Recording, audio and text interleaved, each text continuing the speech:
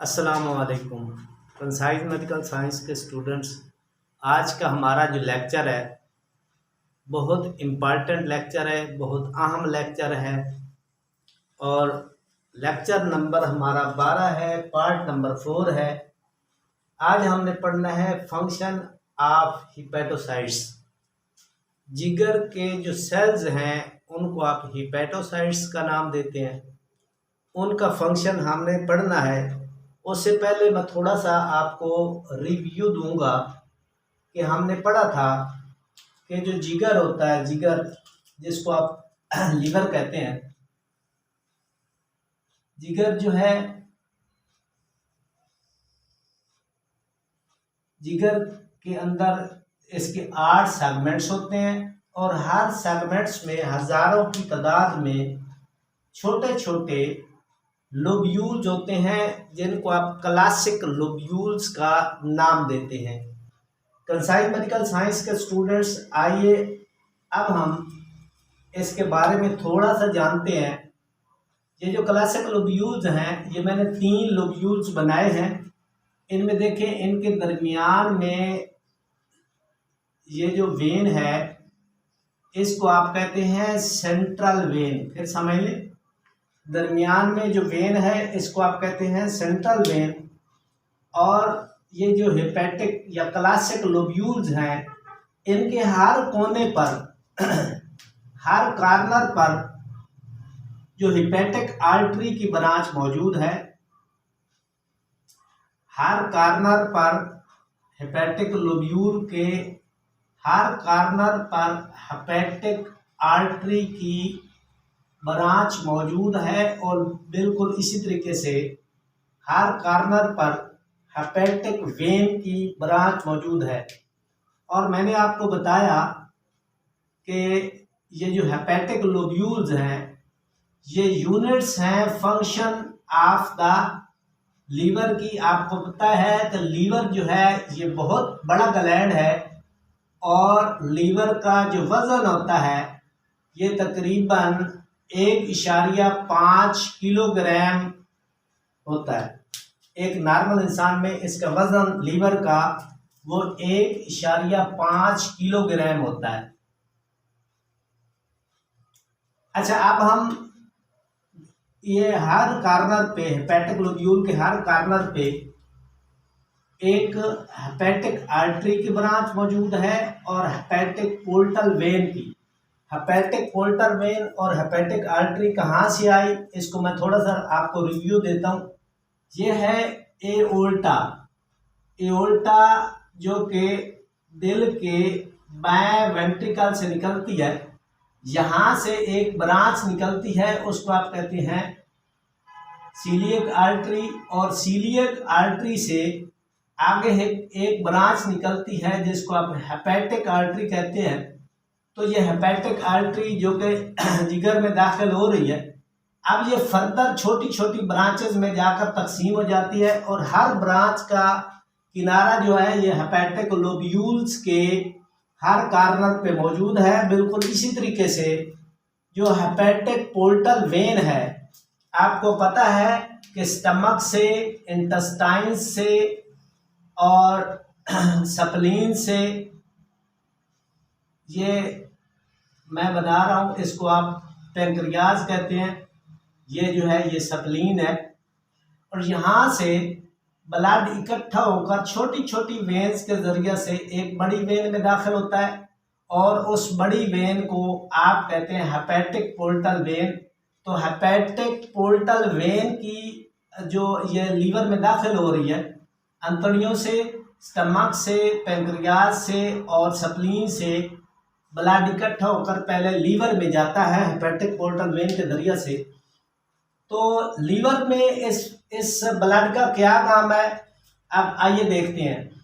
Liver में ये जो हेपेटिक लोब्यूल है, हर हेपेटिक लोब्यूल पर एक ये जो हेपेटिक पोर्टल वेन की ब्रांच मौजूद है, ये मैंने दायरे में दिखाया है।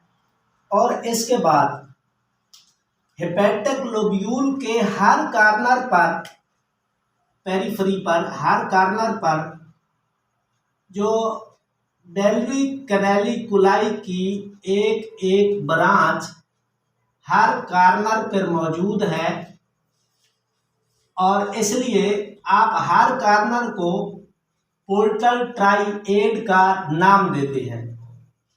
अब इससे आगे चलते हैं और ये देखते हैं, फर्ज कर लो ये है हेपेटिक लोब्यूल और हेपेटिक लोब्यूल में ये आर्टरी की ब्रांच मौजूद है और इसी तरीके से हेपेटिक वेन्स की ब्रांच मौजूद है और इसको आप कहते हैं, ये जो ब्रांच है इसको आप कहते हैं साइनोसाइड्स। फिर समझ लें, ये जो ब्रांच मौजूद है इस ब्रांच को आप कहते हैं साइनोसाइड्स।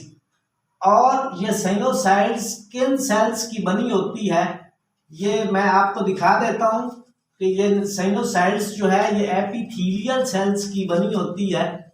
ये एपिथेलियल सेल्स की बनी हुई ये साइनोसाइड्स हैं।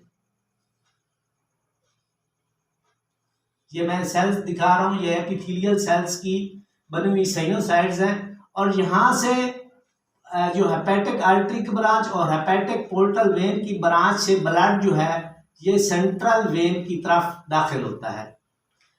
इसके अलावा ये जो साइनोसाइड्स हैं, साइनोसाइड्स के अंदर छोटे छोटे कफर सेल्स मौजूद होते हैं और ये कफर सेल्स जो हैं ये छोटे छोटे कफर सेल्स मौजूद होते हैं। ये मैं दिखाई देता हूँ, ये कफर सेल्स कहाँ से आते हैं। ये कफर सेल्स असल में वाइट ब्लड सेल्स की किस्म है। चूँकि आपको पता है कि ब्लड दाखिल होता है इस साइनोसाइड्स में, तो उनमें जो वाइट ब्लड सेल्स है वहाँ से ये कफर सेल्स जो हैं ये मैनेज हो जाते हैं, बन जाते हैं। कफर सेल्स का काम क्या है आपको पता है कि वाइट ब्लड सेल्स का काम क्या है, ये पैथोजेंस को किल कर देते हैं। अगर कोई वायरस या बैक्टीरिया खून के जरिए से, अंतड़ियों के जरिए से लीवर में दाखिल हुआ तो ये कफर सेल्स उसको डिस्ट्रॉय कर देते हैं, मार देते हैं। अगली बात मैंने आपको बताई थी कि ये जो साइनोसाइड्स हैं ये पोरस होती हैं। पोरस मतलब इनमें ये सुराख मौजूद है और यहाँ से ब्लड प्लाज्मा ये नीचे ट्रांसफर हो जाता है। ये जो स्पेस है इसको स्पेस ऑफ डिसी का नाम देते हैं, यहाँ पे ट्रांसफर हो जाता है। और इसके अलावा जो आज हमने पढ़ना है फंक्शन ऑफ हिपेटोसाइट्स, असल में समझाना मैं ये चाहता था कि यहाँ पे छोटे छोटे, बल्कि छोटे छोटे नहीं ये बड़े सेल्स होते हैं। ये हेपेटिक सेल्स की एक प्लेट मौजूद है। यहाँ मैं एग्जांपल देता हूँ, मैं यहाँ पे हेपेटिक सेल्स बड़े करके दिखा रहा हूँ ताकि आपको समझ आ जाए।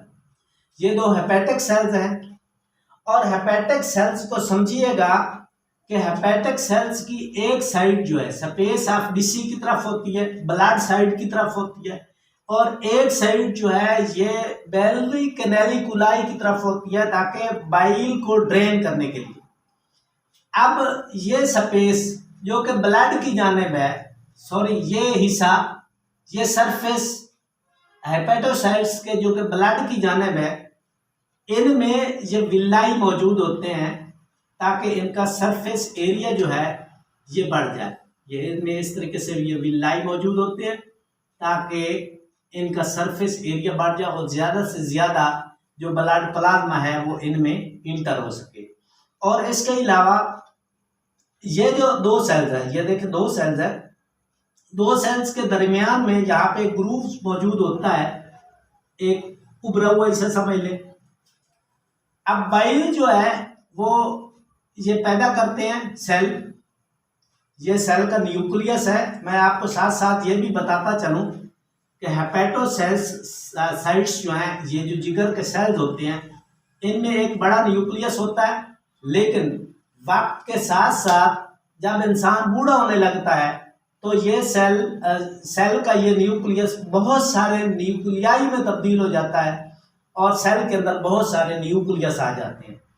तो यहाँ पे ये जो हिस्सा है मैंने आपको दिखाया, यहाँ से अगर ब्लड प्लाज्मा में, मैं आपको मिसाल देता हूँ, आपको पता है कि ये जो तिल्ली है, ये जो सप्लीन है, सप्लीन तिल्ली, ये क्या करती है, ये रेड ब्लड सेल्स को तोड़ती है।